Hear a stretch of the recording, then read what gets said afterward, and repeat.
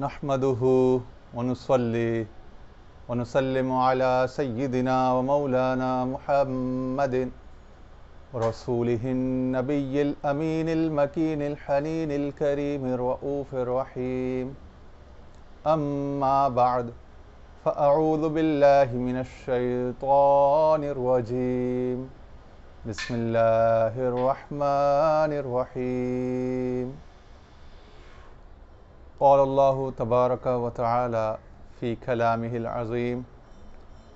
ومن يطع الله والرسول فأولئك مع الذين أنعم الله عليهم من النبيين والصديقين والشهداء والصالحين وحسن أولئك رفيقا.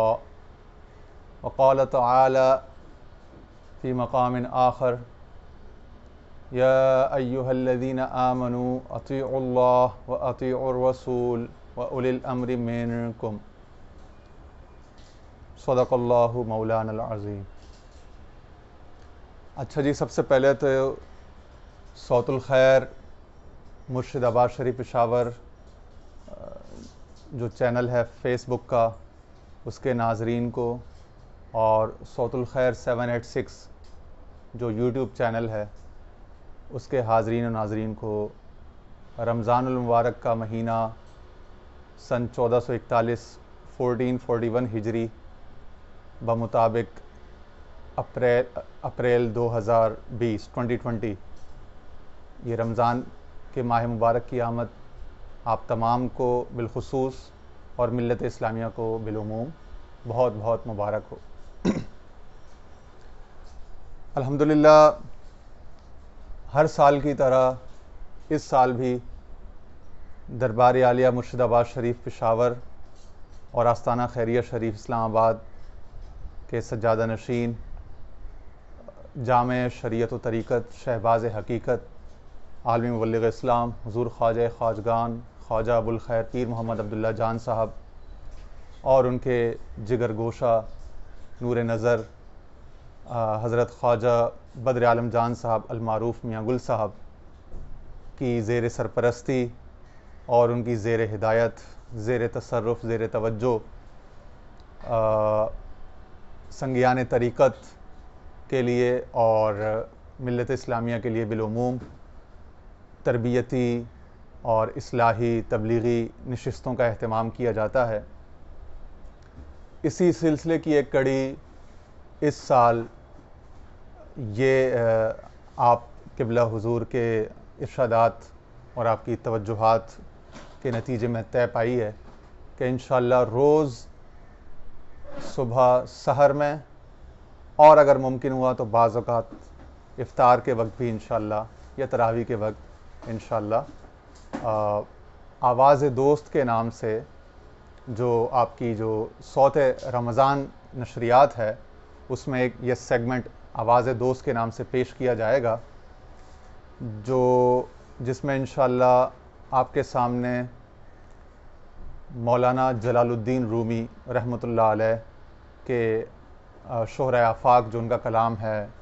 مثنوی مولانا روم، اس کی انشاءاللہ تعلیمات آپ کے سامنے بہت آسان عام فہم اردو زبان میں اور بعض جگہ جہاں ضرورت ہوئی وہاں جو ہماری انٹرنیشنل آڈینس ہے اس کی سہولت کے لیے کہیں کہیں انشاءاللہ انگریزی زبان میں بھی اس کا کچھ ترجمہ، مفہوم، تشریح انشاءاللہ اور توضیحات وغیرہ آپ کی خدمت میں گوش گزار کی جائیں گی. اس سلسلے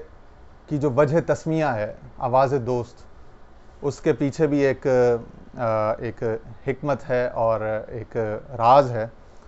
اور وہ یوں ہے کہ مختلف نام اس سلسلے کے زیر غور تھے، زیر بحث تھے، لیکن میری ذاتی جو ترجیح تھی وہ میں چاہ رہا تھا کہ کوئی ایسی وجہ تسمیہ ہو جو ایک تو بہت دلکش ہو، دل آرا ہو، اور اس میں ایک شعری ذوق اور ایک تلمیح اور ایک پورا اس کا ایک پس منظر ہو، لیکن ساتھ ساتھ خواجہ ابوالخیر پیر محمد عبداللہ جان صاحب سجادہ نشین دربار عالیہ مرشد آباد شریف پشاور ان کی محبوب شے ہو، مطلب اس شے کی نسبت ان کی پسندیدگی سے اور ان کی رضامندی سے بھی ہو، تو وہ الحمدللہ اس سلسلے کا نام پھر آواز دوست مختلف دوستوں احباب کے مشورے سے طے پایا گیا. اور وہ ایک اصل میں فارسی کا شعر ہے جو بعض احباب نے بتایا کہ مولانا روم کی مثنوی میں شامل ہے. اب مثنوی تو چونکہ بہت ضخیم ہے، یعنی بہت بسیط ہے، کہ اس میں 28,000 اشعار ہیں، یعنی تقریباً 56,000 اس کے مصرے ہیں. تو اس میں تو ٹریول کرتے ہوئے کم از کم میری نظر سے نہیں گزری، لیکن بعض صوفی شعراء نے اپنی جب قوالی کے کلام لکھے اور ان میں مثنوی کی بحر اور زمین استعمال کی تو اس میں یہ فٹ ہوتا ہے، فٹ ان ہوتا ہے باقاعدہ. اور اقبال نے بھی اپنی ایک جگہ اس کو تصرف کر کے استعمال کیا ہے. تو وہ شعر قبلہ خواجہ خواجگان خواجہ ابوالخیر صاحب کو بہت پسند ہے، اور آپ اکثر جب مجھ سے مثنوی شریف سنا کرتے اور جب یہ شعر آتا تو آپ اس پر جو ہے اپنی خوشی کا اظہار فرماتے، اور کئی بار مجھ سے یہ شعر تکرار کرنے کا اور اس کو دہرانے کا آپ حکم فرماتے. اور بعض اوقات بیچ میں رک کر آپ اس شعر کی اپنے مخصوص صوفیانہ عارفانہ اور وہ جو ایک حال کا جو ایک انداز ہے آپ کا، اس میں آپ اس کی شرح فرمایا کرتے تھے. تو وہ شعر یوں ہے: خشک تارو خشک چوبو خشک پوست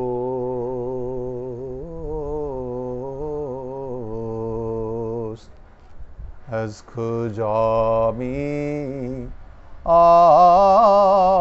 آیدی آواز دوست.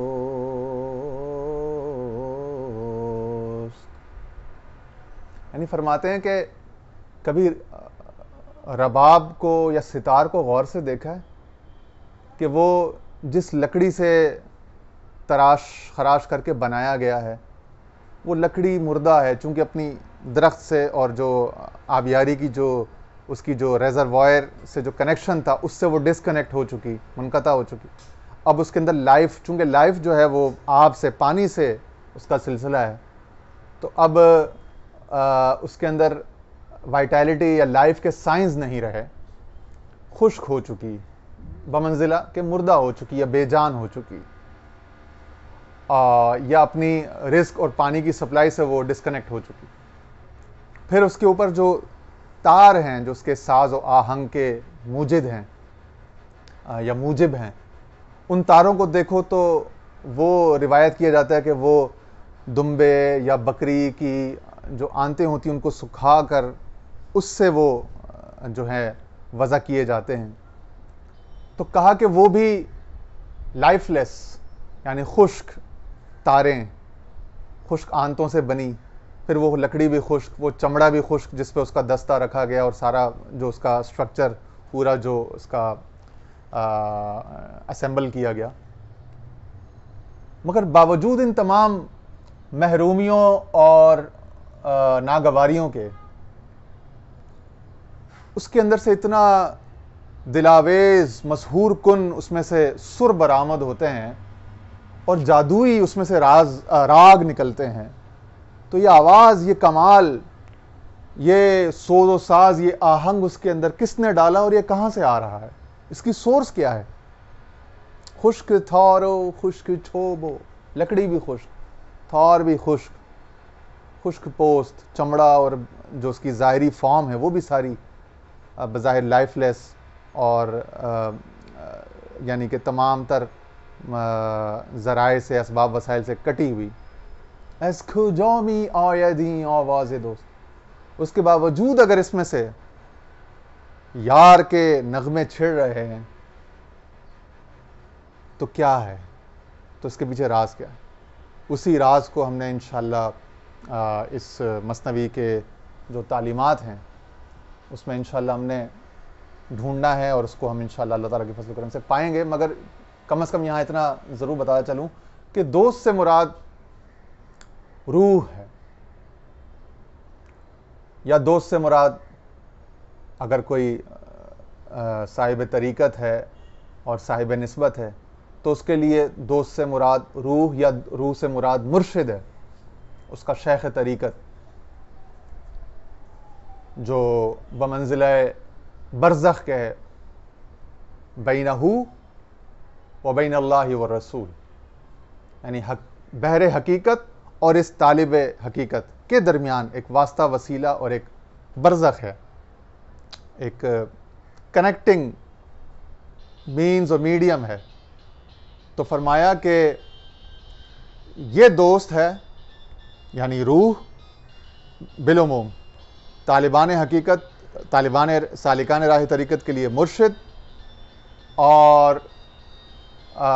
اس کے علاوہ جو لوگ فنا فی الرسول کی منزل میں ہوں، یا بالخصوص جو ایک لارجر اسکیل میں جو ایک حضور علیہ السلام کی امت ہے، تو اس میں اس سے مراد وہ اللہ اور اس کے رسول کی نظر توجہ اور نظر رحمت ہے۔ تو وہ ضمیر کی آواز یا جو شریعت طریقت معرفت حقیقت کی آواز جو انسان کے اندر پوشیدہ ہے، وَنَفَخْتُ فِيهِ مِن رُوحِي سے جو چلتی ہوئی آ رہی ہے، تو وہ روحانی آواز جو عالم بالا سے یا ملأ اعلیٰ سے نشریات جاری ہے، اور جو یہاں قلب میں جو ہے جو کیچ کی جاتی ہے، ریسیو کی جاتی ہے، تو یہ وہ آواز ہے جو انسان کو مست کرتی ہے اور اللہ اور اس کے رسول کی طرف، اس کی چاہت کی طرف، اس کی اتباع کی طرف یا اس کے قرب کی طرف انسان کو ڈرائیو کر کے لے کے جاتی ہے۔ تو انشاءاللہ اسی آواز دوست کو ہم سنیں گے انشاءاللہ یہ رمضان کے 30 دن۔ اللہ تعالی ہم سب کا حامی و ناصر ہو، اللہ تعالی ہم سب کے حال پر نظر رحمت فرمائے۔ وآخر دعوانا ان الحمد للہ رب العالمین۔